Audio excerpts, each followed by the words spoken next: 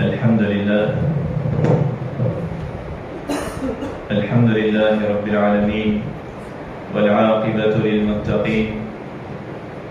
والصلاة والسلام على سيدنا ونبينا محمد وعلى آله وصحبه أجمعين. اللهم أرنا الحق حقا وارزقنا اتباعه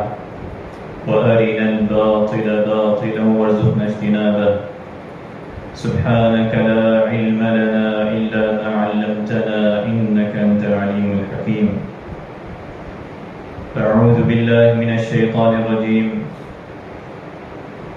وإنك لعلى خلق عظيم. وقال الله تبارك وتعالى: لقد كان لكم في رسول الله أسوة حسنة لمن كان يرجو الله واليوم الآخر وذكر الله كثيرا. وقال النبي صلى الله عليه وسلم: إنما بعثت لأتم صالح الأخلاق،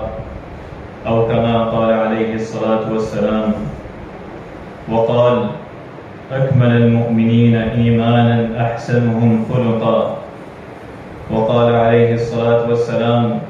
ما من شيء يوضع في ميزان أثقل من حسن الخلق، وإن صاحب حسن الخلق ليبلغ به درجة صائم الصوم والصلاة، أو كما قال عليه الصلاة والسلام. الحمد للہ رب العالمین. تمام تعریفیں اللہ رب العالمین کے لیے ہیں. اللہ تبارک و تعالیٰ کے فضل و کرم سے، اس کی بے پناہ نعمتوں اور اس کی توفیق سے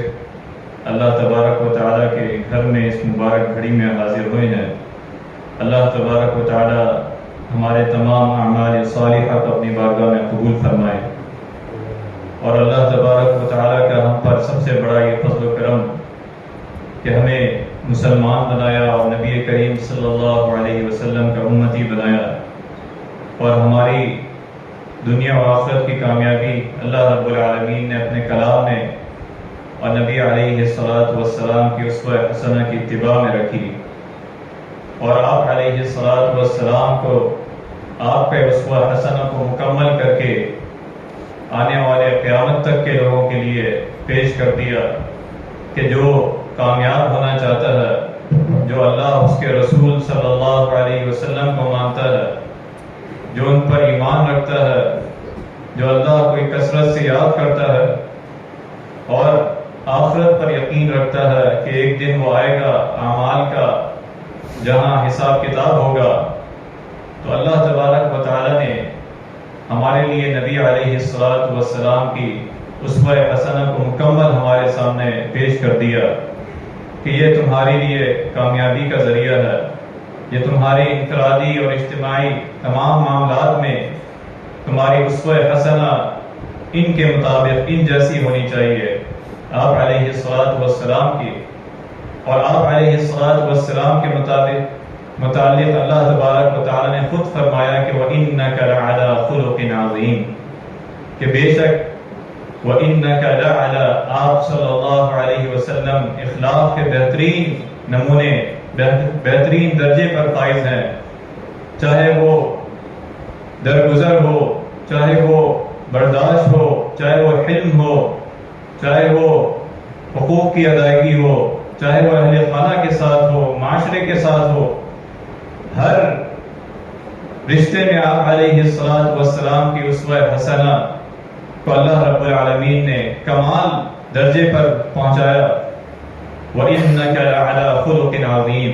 اور ہمارے لیے یہ نمونہ آپ علیہ الصلاۃ والسلام نے بیان فرمایا کہ ایمان والے وہ ہیں کہ جو اپنے اخلاق کو جو ہے اچھا کریں، کہ سب سے بہترین ایمان والا وہ ہے جس کا ایمان، جس کا اخلاق جو ہے وہ بہترین ہو. مسلمانوں میں سب سے اچھے اخلاق والا وہ ہے کہ اس کا معاملہ، اس کا لوگوں کے ساتھ رویہ ایسا ہو کہ وہ اخلاق کے بہترین نمونے جو آپ علیہ الصلاۃ والسلام نے پیش کیے ہیں، برداشت ہو اس کے اندر، معاف کرنے والا. اور ایک موقع پر حضرت انس رضی اللہ عنہ بیان کرتے ہیں نبی علیہ الصلوۃ والسلام کے اخلاق کے بارے میں کہ حضرت انس رضی اللہ عنہ آپ علیہ الصلوۃ والسلام کی خدمت میں 10 سال کا عرصہ گزارا، اور آپ علیہ الصلوۃ والسلام کی زندگی کا مدینہ منورہ ہجرت کے بعد ایک بڑا عرصہ آپ علیہ الصلوۃ والسلام کے ساتھ دیکھا اور آپ کے اخلاق کو دیکھا، تو آپ علیہ الصلوۃ والسلام کے عفو و درگزر کے بارے میں فرماتے ہیں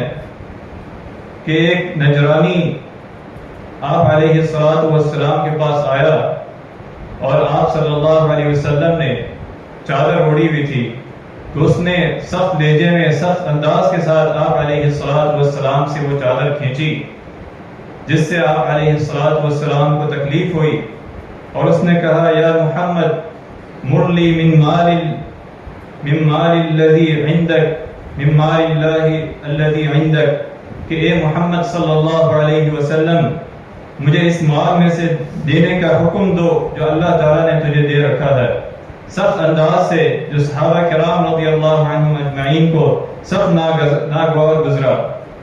لیکن آپ علیہ الصلوۃ والسلام نے اس کے ساتھ بھی عفو و درگزر کا حکم دیا اور فرمایا کہ یہ نہیں جانتا، اور انہیں حکم دیا صحابہ کرام رضی اللہ عنہم اجمعین کو کہ اس کے ساتھ درگزر کیا جائے۔ اور اسی طرح ایک اور موقع پر جب آپ علیہ الصلوۃ والسلام کے ساتھ قرض کا معاملہ تھا، اور وہ یہودی آپ علیہ الصلوۃ والسلام کے پاس آیا، مقررہ وقت سے پہلے آیا قرض وصول کرنے کے لیے، تو آپ علیہ الصلوۃ والسلام کو سخت انداز میں آپ کو مخاطب کیا اور سخت رویے کے ساتھ آپ سے قرض کی ادائیگی طلب کی، تو صحابہ کرام رضی اللہ عنہم اجمعین کو سخت ناگوار گزرا۔ حضرت عمر بن خطاب اور دیگر صحابہ کرام، تو آپ علیہ الصلوۃ والسلام نے انہیں روکا، تو وہ یہودی جو آپ علیہ الصلوۃ والسلام کے پاس آیا تھا اس کا یہ سخت رویہ تھا، اس نے کہا کہ میں یہاں سے نہیں جاؤں گا جب تک مجھے اپنا قرض نہ مل جائے واپس۔ تو صحابہ کرام کو آپ علیہ الصلوۃ والسلام نے سمجھایا، انہیں درگزر کا، اور فرمایا کہ وہ پورا دن حتیٰ کہ فجر تک وہ آپ علیہ الصلوۃ والسلام کے پاس رہا وہ شخص، اور اس روایت کو جب اختتام میں روایت کے بارے میں بتایا کہ وہ شخص یہودی آپ علیہ الصلوۃ والسلام کا عفو و درگزر دیکھنے کے لیے، آپ کا حلم اور برداشت دیکھنے کے لیے اس نے یہ رویہ اختیار کیا کہ میں آپ علیہ الصلوۃ والسلام کو جو میں نے اپنی کتابوں میں آپ کے بارے میں پڑھا ہے کہ ایک شخص محمد الرسول اللہ صلی اللہ علیہ وسلم نبی ہوں گے اور وہ مدینہ منورہ ہجرت کریں گے، ان کے یہ سارے اوصاف ہیں، ان کے یہ اخلاق، وہ اعلیٰ اخلاق پر فائز ہوں گے، اور جتنا ان کو تنگ کیا جائے گا، جتنا غصہ دلایا جائے گا، وہ اس پر برداشت کریں گے، صبر کریں گے، حلم کریں گے، اور وہ اس سے درگزر فرمائیں گے، جو اللہ تبارک و تعالیٰ نے ہمیں حکم دیا ادفع باللتی ہی احسن فإذا الذی بینک وبینہ عداوۃ کأنہ ولی حمیم، کہ بہترین طریقے سے اسے درگزر فرماؤ۔ ادفع باللتی ہی احسن، پہلے فرمایا کہ نہ نیکی برابر ہے، کہ نیکی کے درجات ہیں، ہر نیکی کرنے والا اپنے حساب سے جب وہ نیکی کرتا ہے تو اس کے درجات ہیں، اور پھر فرمایا ادفع باللتی ہی احسن، کہ برائی کا جواب نہ کہ برائی سے دیا جائے بلکہ بہترین نیکی سے دیا جائے۔ ادفع باللتی ہی احسن فإذا الذی بینک وبینہ عداوۃ کأنہ ولی حمیم، اگر وہ آپ کے اور اس کے درمیان سخت دشمنی ہوگی تو اللہ تبارک و تعالی اسے آپ کے اس رویے کی بدولت اللہ تبارک و تعالی وہ آپ کا دلی دوست بن جائے گا، کأنہ ولی حمیم۔ تو آپ علیہ الصلوۃ والسلام کا یہ حلم اور برداشت اور یہ رویہ اس شخص کے ساتھ، اگلے دن اس نے آپ علیہ الصلوۃ والسلام کی بارگاہ میں گواہی دی کہ اشہد ان لا الہ الا اللہ واشہد ان محمد رسول اللہ، کہ میں گواہی دیتا ہوں کہ میں نے جو آپ کے بارے میں پڑھا وہ بالکل میں نے آپ صلی اللہ علیہ وسلم کو ویسے ہی پایا، اور میں اسلام قبول کرتا ہوں، میں آپ علیہ السلام کا امتی بنتا ہوں، تو یہ آپ علیہ السلام کے حلم اور برداشت، عفو و درگزر. اور اسی طرح ایک اور موقع پر حضرت عائشہ رضی اللہ عنہا بیان کرتی ہیں کہ نبی صلی اللہ علیہ وسلم کے پاس کچھ یہودی آئے اور آپ کو کہا السلام علیکم السلام علیکم، یعنی آپ پر موت ہو، جس کا آپ صلی اللہ علیہ وسلم السلام علیکم کہا کہ آپ پر موت ہو، بد دعا. تو حضرت عائشہ رضی اللہ عنہ کہتی ہیں کہ میں نے جواب دیا علیکم السلام ولعنہ، کہ تم پر بھی موت ہو اور لعنت ہو. تو نبی صلی اللہ علیہ وسلم نے فرمایا مہلا یا عائشہ فإن اللہ يحب الرفق في الامر كله، کہ اے عائشہ رضی اللہ عنہ ٹھہر جاؤ، نرم رویہ اختیار کرو، کیونکہ اللہ تبارک و تعالی ہر معاملے میں نرمی کو پسند کرتا ہے. کہ وہ برائی کا جواب جو ہے برائی کی بجائے اچھائی سے نیکی کے ساتھ دینے کا حکم دیا. جبکہ حضرت عائشہ رضی اللہ عنہ کہتی ہیں کہ اے اللہ کے رسول صلی اللہ علیہ وسلم، آپ نے سنا نہیں کہ انہوں نے کیا کہا، کہ انہوں نے آپ پر لعنت کی، آپ پر موت کی وہ کی. تو آپ صلی اللہ علیہ وسلم نے کہا کہ میں نے سنا اور میں نے بھی یہ کہا وعلیکم، صرف اتنا کہا کہ وعلیکم، کہ تم پر بھی وہی جو تم نے کہا، اور باقی عفو و درگزر سے میں نے اس کو درگزر فرمایا. یا آپ علیہ السلام کا برداشت اور درگزر کرنا، اور یہ دعوت کے لیے لوگوں کو قریب کرنا، اسلام کے دائرے میں داخل کرنا، ادفع باللتی ہی احسن، کہ نیکی کا جواب، برائی کا جواب نیکی کے ساتھ دینا، برائی کے ساتھ نہیں دینا. ادفع باللتی ہی احسن. اور کہتے ہیں کہ وہ یہودی جب واپس گیا تو اس نے آپ علیہ السلام کی صفات بیان کی کہ آپ کے دربار میں آپ کا رویہ یہ ہے کہ آپ برائی کا جواب بھی نیکی کے ساتھ دیتے ہیں، برداشت کرتے ہیں، درگزر کرتے ہیں،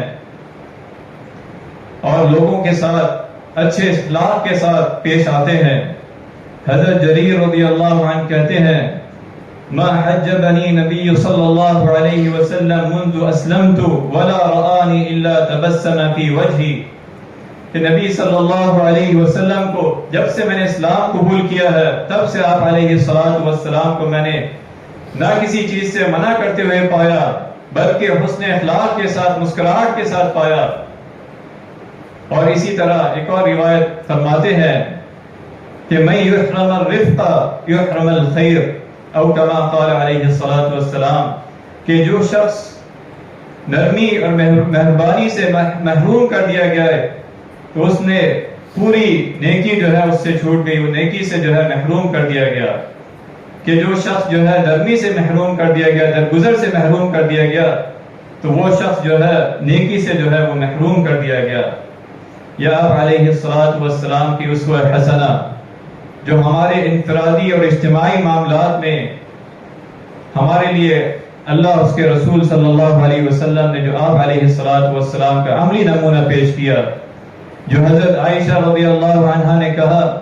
کان خلقہ القرآن، کہ آپ علیہ السلام کا اخلاق جو ہے وہ قرآن، عملی قرآن ہے. جو اللہ تبارک و تعالی نے قرآن میں فرمایا وہ آپ علیہ السلام کا اخلاق ہے، اسوہ حسنہ ہے. اللہ تبارک و تعالی نے ہمیں حکم دیا لقد کان لکم فی رسول اللہ اسوۃ حسنہ، کہ تمہارے لیے نبی کریم صلی اللہ علیہ وسلم کی اسوہ حسنہ میں بہترین نمونہ ہے. عفو و درگزر کی مثالیں بھری پڑی ہیں آپ علیہ السلام کی زندگی میں، اور پھر اس کے نتیجے میں جو اسلام پھیلا، آپ علیہ السلام کی دعوت اور عفو و درگزر، نرمی اختیار کرنے میں اس کی مثالیں.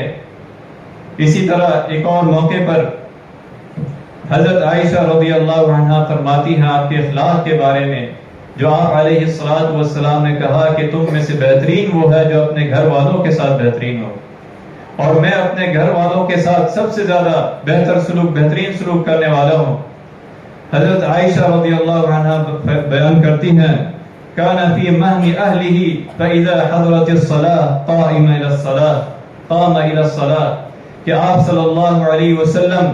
اپنے گھر والوں کی خدمت کرتے تھے، پھر جب نماز کا وقت ہوتا تھا تو آپ نماز کے لیے تشریف لے جاتے. آپ علیہ السلام کی اسوہ حسنہ نمونہ ہر رشتے میں ہمارے لیے اسوہ حسنہ ہے، ہمارے لیے نمونہ ہے. اور پھر فرمایا اذا دخلتم بیتا فسلموا علی اہلہ، کہ تم جب گھروں میں داخل ہو تو اپنے گھر والوں کو، اہل و عیال کو سلام کرو. فسلموا علی اہلہ. وَإِذَا خَرَجْتُمْ فَادْعُوهُ أَهْلِهِ بِالسَّلَامِ، اور جب تم گھر سے نکلو تب بھی انہیں رخصت کرو تو سلام کے ساتھ، دعا کے ساتھ ان سے رخصت ہو. اپنے گھر والوں کے ساتھ بھی بہترین رویہ، بہترین حسن سلوک کا حکم دیا. اسی طرح آپ علیہ السلام کا خادم کے ساتھ حسن سلوک، جو میں نے ابھی فرمایا، حضرت انس رضی اللہ عنہ آپ علیہ السلام کے ساتھ 10 سال کا عشر رہے، اور فرماتے ہیں خدمت النبی صلی اللہ علیہ وسلم 10 سنین فما قال لی افت ولا لما صنعت ولا الا صنعت،